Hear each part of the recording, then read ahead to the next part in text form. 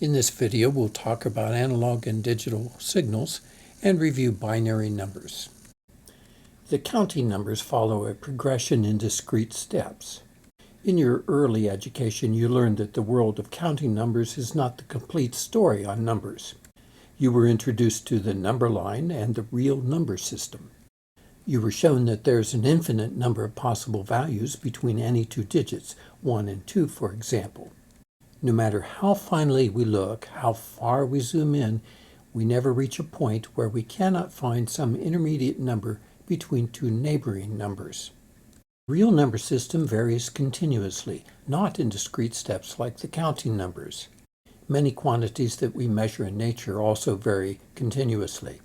Our measurement instruments usually produce voltage or current signals that vary continuously in magnitude and that vary proportionally to the quantity that we are interested in measuring.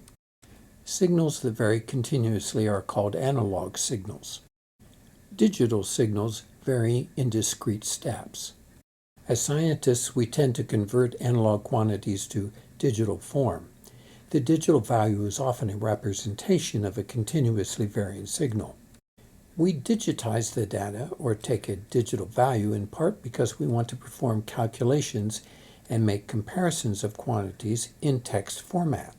The number of digits we use to represent measured quantities is usually set by the precision of our instrument. Our instrument often gives us a digital display or readout of a measurement in digital form. For example, suppose we are measuring a voltage as a function of time. Imagine that the voltage behaves like this. It varies continuously, but at a particular time, we might see this on the display. The instrument has given us a voltage with 3 digits. Imagine a little bit later, the instrument has a readout of 1.57. We can see that there is a small but distinct difference here. We also notice that there's room for other values to fall in between, but not an infinite number of possibilities, as there would be if we were still in the analog form. There are advantages for machines to convert an analog signal to a digital signal. Calculations, comparisons, transmission, and storage of information are all more reliable for machines to do in digital form. Although people in our society are most comfortable with a base 10 or decimal system with 10 digits from 0 to 9, machines are better suited to using base 2 or binary system that has only 2 digits, 0 and 1. Let's review the binary system a little bit, and then in a later session I will talk about how machines represent numbers electronically, how they count, and finally how they convert between analog and digital representations. Binary numbers have just 2 digits, 1 and 0. But these can also be used to represent 2 different states. In logic, they can be used to represent true or false, or yes and no. And in electronic circuits, we sometimes use a plus 5 volts to represent 1 and 0 volts to represent 0. These 2 states are also commonly referred to as high and low, respectively. With the decimal system, we have 10 digits to work with, 0 to 9. And when we count 0, 1, 2, etc., and we reach 9, we are out of digits. So what do? We start over with 0, and we take the overflow and carry it into a new column to the left, where we enter a 1. And each column represents a power of 10. Let's use 342 as an example. We have 2 in the ones place, 4 in the tens place, and 3 in the hundreds place. So this column is 10 to the 0, and this is 10 to the first, and then we have 10 to the second.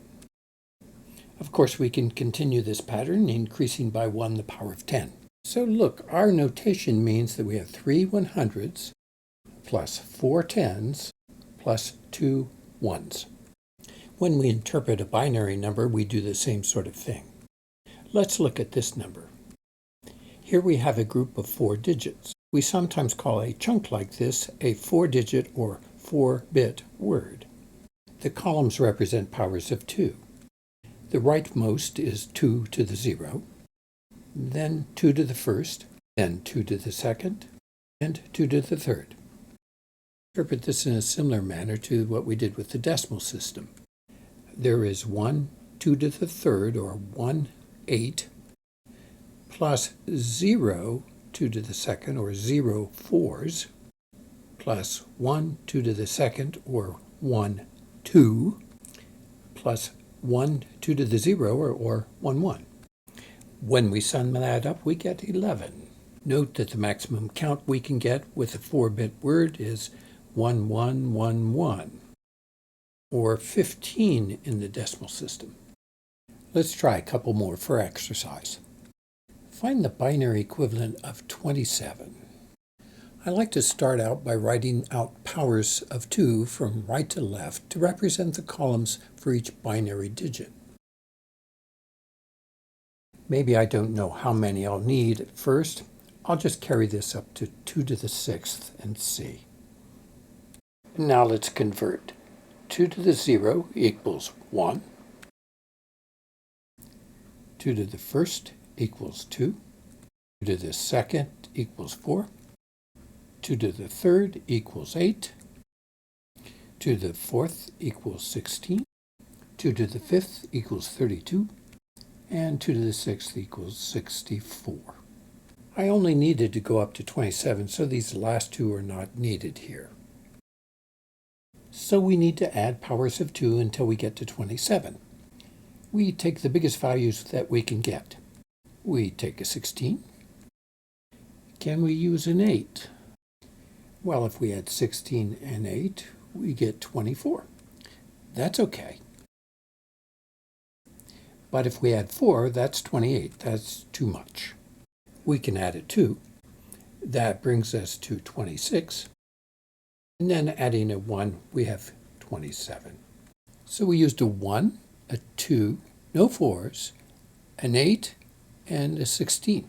We have 1 16, 1 8, no 4s, 1 2, and 1 1. Or 1 1 0 1 1. Here's another. Write the binary number 1010 0011 in decimal form.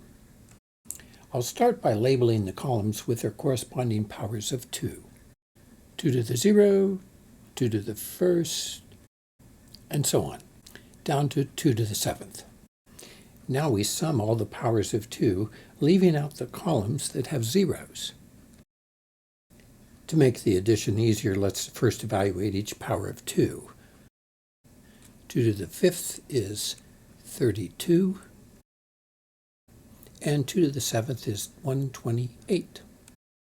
Finally, adding this all up gives us 163.